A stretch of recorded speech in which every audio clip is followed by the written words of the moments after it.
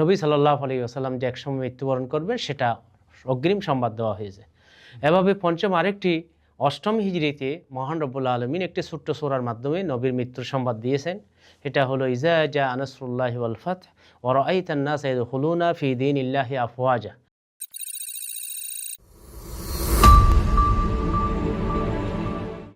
আসসালামু আলাইকুম ওয়া রাহমাতুল্লাহি ওয়া বারাকাতুহু।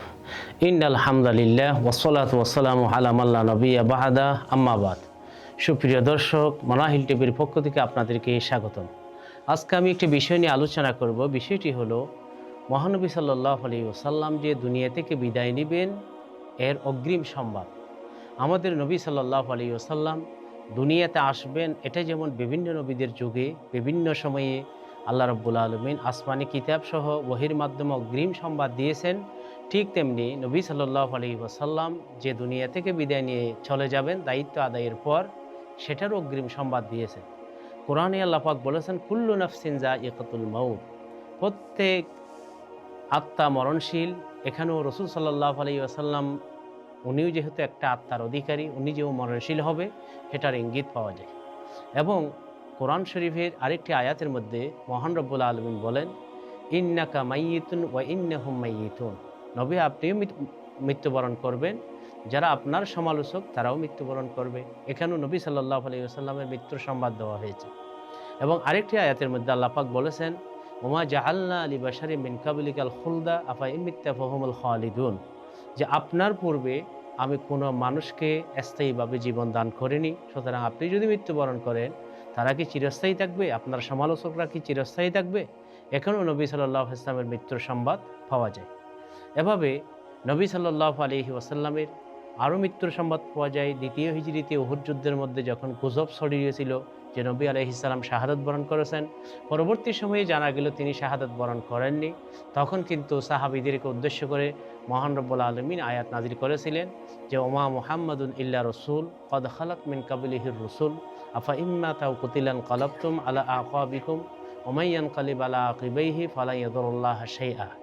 অর্থাৎ যে নবী সাল্লাল্লাহু আলাইহি ওয়াসাল্লামের পূর্বে অসংখ্য নবী রাসূল ছিল, সুতরাং ওনারা যেমন চলে গেছেন, আমাদের নবী সাল্লাল্লাহু আলাইহি ওয়াসাল্লাম যদি মৃত্যুবরণ করেন স্বাভাবিকভাবে বা শাহাদাত বরণ করেন, তাহলে কি তোমরা মুরতাদ হয়ে যাবে? আর যে মুরতাদ হবে তারা আল্লাহর কোনো ক্ষতি করতে পারবে না, নিজের ক্ষতি করবে। এখানে নবী সাল্লাল্লাহু আলাইহি ওয়াসাল্লাম যে একসময় মৃত্যুবরণ করবে সেটা অগ্রিম সংবাদ দেওয়া হয়েছে। এভাবে পঞ্চম আরেকটি অষ্টম হিজরিতে মহান রব্বুল আলামিন একটি ছোট্ট সূরার মাধ্যমে নবীর মৃত্যুর সংবাদ দিয়েছেন।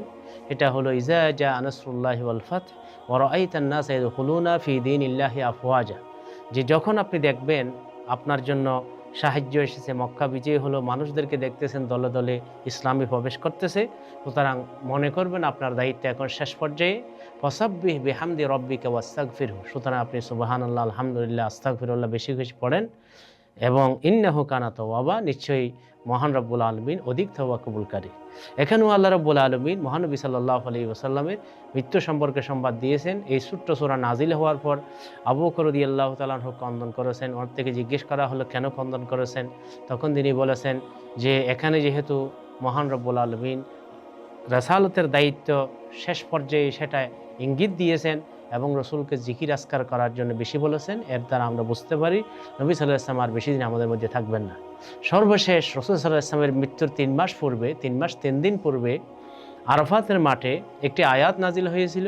সেখানে আল্লাহ রাব্বুল আলামিন বলেছেন, আল ইয়াউমা আকমালতু লাকুম দীনাকুম ওয়া আতমামতু আলাইকুম নি'মাতি ওয়া রাদিতু লাকুমুল ইসলামা দীনা।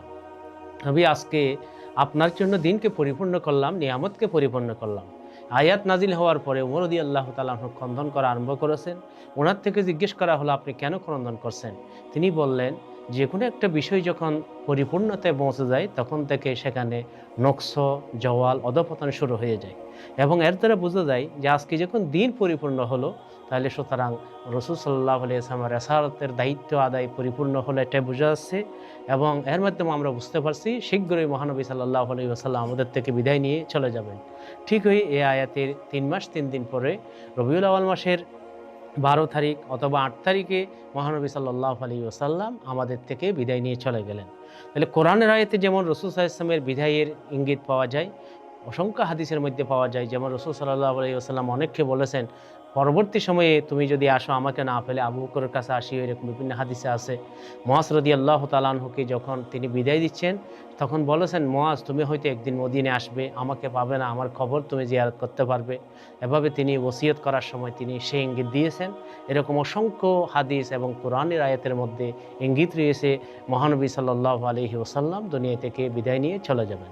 তাই নবী সাল্লাল্লাহু আলাইহি ওয়াসাল্লাম দুনিয়া থেকে যাওয়াটা এটা একটা স্বাভাবিক ব্যাপার। এভাবে আল্লাহ রাব্বুল আলামিন যুগে যুগে যত নবী রাসূল পাঠিয়েছেন প্রত্যেককে মৃত্যু প্রদান করেছেন, আপন করে নিয়েছেন দায়িত্ব শেষ হওয়ার পরে। সুতরাং এটা রাসূল সাল্লাল্লাহু আলাইহি ওয়াসাল্লামের জন্য একটা স্বাভাবিক বিষয়। তিনি দায়িত্ব পরিপূর্ণ আদায় করার পরে আল্লাহ রাব্বুল আলামিন তাকে আপন করে নিয়েছেন। সুপ্রিয় দর্শক, এতক্ষণ পর্যন্ত আমাদের সাথে থাকার জন্য আপনাদেরকে অসংখ্য ধন্যবাদ। আসসালামু আলাইকুম ওয়া রাহমাতুল্লাহি ওয়া বারাকাতুহু।